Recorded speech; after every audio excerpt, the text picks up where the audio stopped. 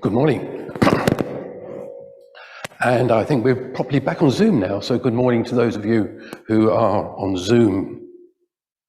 I thought I'd better start with this particular picture that's up on your screen at the moment. These are coins, and you don't actually see many of them around these days. They're coming something of an endangered species. But if you were in Jerusalem at the time of Jesus, coins would have been everywhere. They were the means of business and all sorts of transactions that took place. If you were in Jerusalem at the time of Passover, you would have had coins available for all sorts of places. People came into Jerusalem. Jews tried to come to Jerusalem as often as they could in order to celebrate Passover there with their family and friends and with other Jews from around the world, the Mediterranean, as it was then. And as the people came, of course, they came with currency from their own country. And as they came to the temple to make their offerings there, they needed to change their money from whatever they were using in their own towns into the currency of the particular, or the currency of the country, of the shekels that were used in the temple. And Jesus, when he went up early in his ministry this time to the temple before Passover, he presumably went up with family and friends. So he went up there with disciples. He went up there, and when he entered into the temple, as we heard in our reading just a minute ago, he saw there people selling animals for sacrifice in the temple. Although I'm not quite sure why they were selling cattle there. That was something I'll have to ponder on. But they were selling other animals that they needed for the sacrifices there. And the money changers were there to help them change their money into the shekels that were needed for the temple offerings and the paying for things in the temple. And when Jesus saw that, he was rightly angry, for he said that the people were turning the temple into a marketplace. And he drove those who were selling the animals out the temple and turned over the tables of the money changers. Not quite like that, but it was an interesting picture that I found of Jesus turning over the tables of the money changers. Why was he so angry with them? Well, he was angry with them because they were making a very healthy, they thought it would be a very healthy profit at what they were doing. They were effectively cheating people who brought money into the temple, giving them short change as they changed their money up into shekels.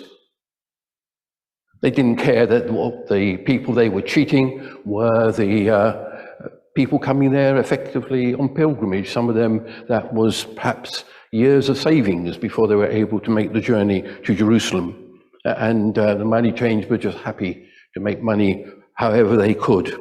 Their interest was in making money.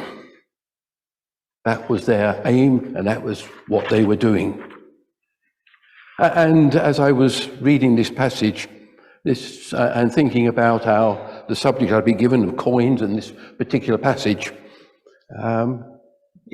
the thought that came to my mind, I suppose in the language that we're using with this series of sermons, the sort of the notification that came to my mind was, well, what is our attitude towards money?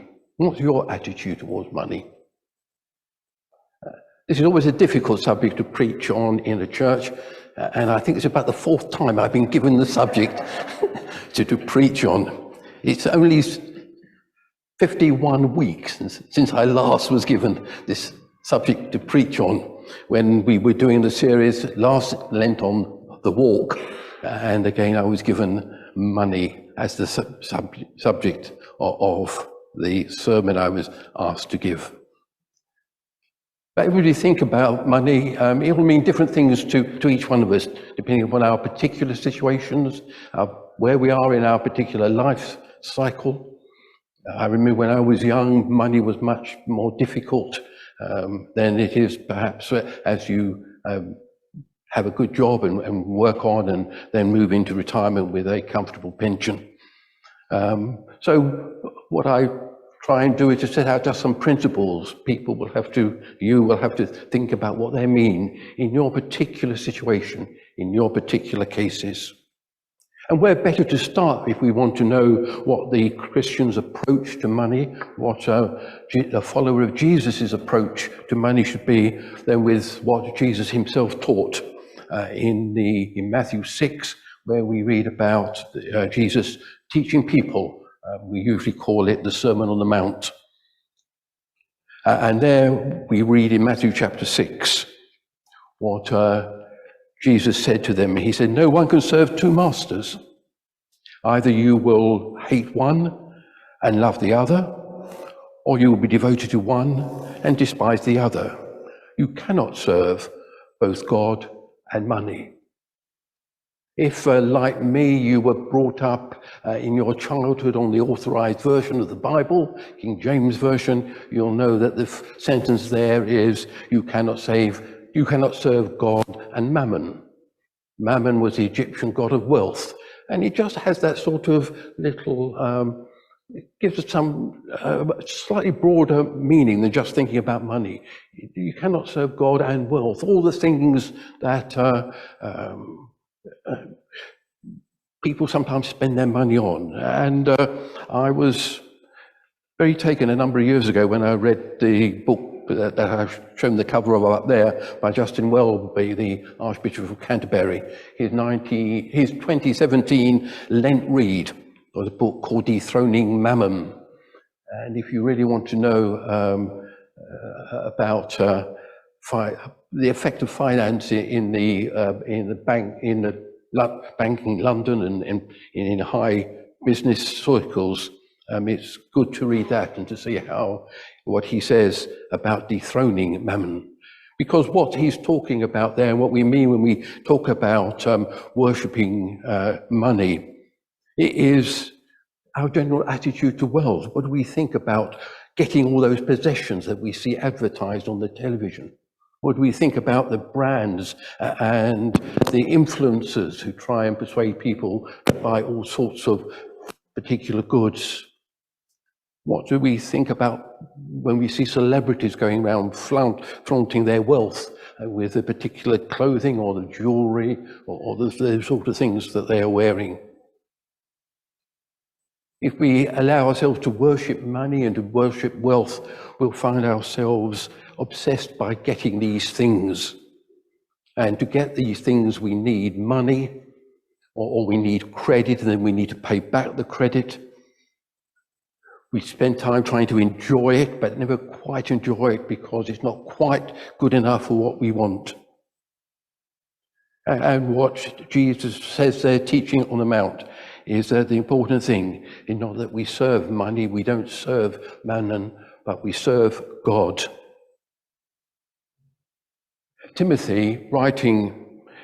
Paul, writing to Timothy, says this: "For the love of money is a root of all kinds of evil.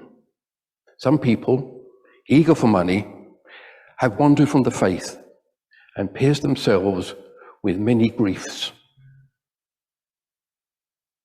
You don't have to have been in church all that long and to be in church life all that long to remember people who perhaps at times were very active as Christians, very committed, and committed to their love of God, the love of their fellow man, but who through time sort of drifted away as they spent more and more time getting things, looking after things, using things. And as Paul says, writing to Timothy, many have wandered from the faith. And money doesn't provide us with the answer to everything. It's not the answer always to happiness. And we read quite often, don't we, in our newspapers, on our television, of people who've won large sums of money or who have inherited large sums of money. And it's not proven a means of happiness to them at all, but instead has led often to sadness and one form or another of trouble, as it says here, to many griefs. So as I thought about the money changers and their attitude towards money, the phrase that sort of stuck with me there was that we shouldn't serve money, we shouldn't serve mammon, but we should serve God. And how do we serve God? Well, Jesus again taught us that.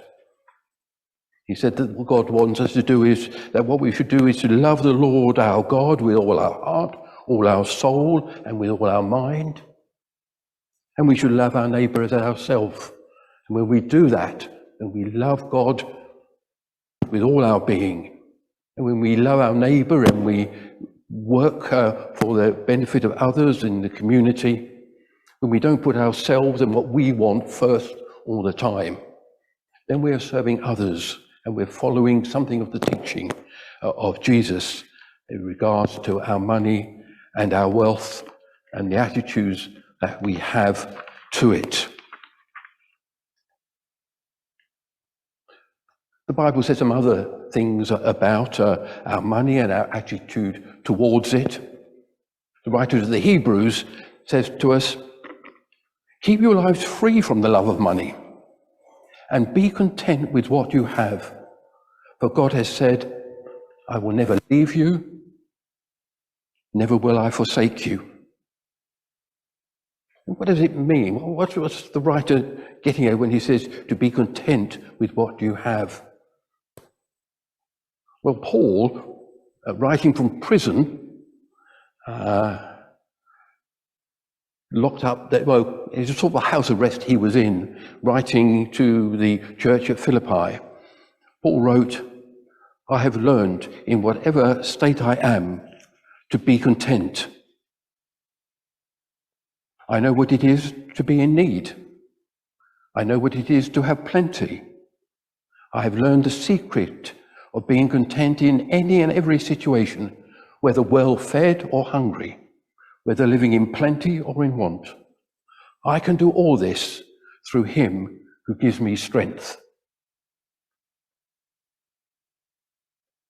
To be content, I believe, in this context is not just to accept blindly what our situation is, but it is in the words of a definition or an explanation that I read as I prepared this, that to be content in this context, to be content doesn't mean you don't desire more. It means that you are thankful for what you have and patient for what's to come.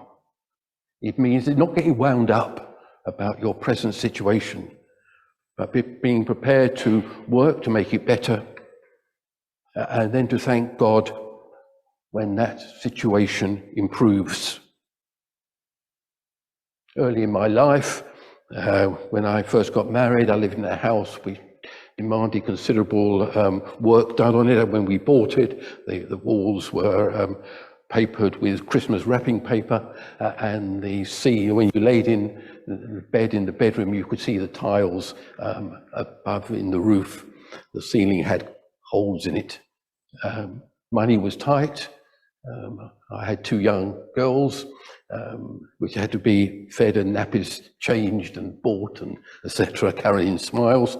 And money was tight. But as the years passed and worked, and I became thankful for what God provided, and worked hard to make that happen. We should be content. Don't love money, the writer of the Hebrew says. Be content with what you have. And don't worry about it, God says. Jesus says, again, going back to his Sermon on the Mount, there he was saying, therefore I tell you, do not worry about your life, what you will eat or drink, or about your body, what you will wear. Is not life more than food, and the body more than clothes? And a well-known passage, I think, but Jesus teaching there that we shouldn't worry about these things, but we should trust God to provide for us in some way or the other. And finally, with an eye on the clock and being told not to go on too long this morning, just one more thought that comes, one more point from the letters Paul wrote to Timothy. At one point in his letter to Timothy, Paul writes, "Command those who are rich in the present world not to be arrogant. Command them to do good, to be rich in good deeds, to be generous, and to share." Which really brings us back to the first of our readings. That brings us back to the first of our readings today, the reading about the widow in the temple. Jesus sitting there watching people make their offering into the bowl in the temple, seeing the rich people come along and very openly flaunting the gift that they put into the bowl so everybody could see how much they were giving and how good they are. And of course the widow coming along and then just giving her very two small copper coins.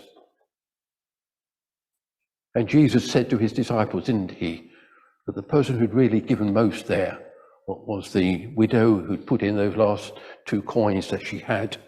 She had given all that she had, whilst the rich men who were flaunting their money and giving it so openly, they were just giving from their wealth and could well afford it. When I spoke about this last time, I think we thought about how we should give prayerfully, how we should give humbly, and how we should give cheerfully.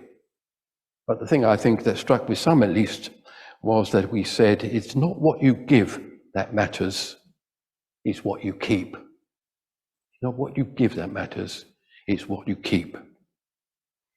And so 4 points. It's not a good Baptist sermon. The 4 points that I would want to leave with you this week, this time. Do not serve money, serve God. Don't love money, be content with what you have. Don't worry, trust God. Don't be arrogant, but be generous.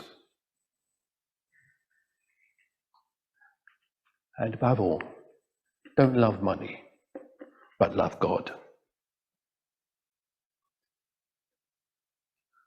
We'll just have a moment to reflect on that as we sing our next song, one that speaks of who we worship. And it may be one that you know is one from my youth, my younger days and Carolyn's younger days. I lift my hands to the coming King, and particularly 2 lines in there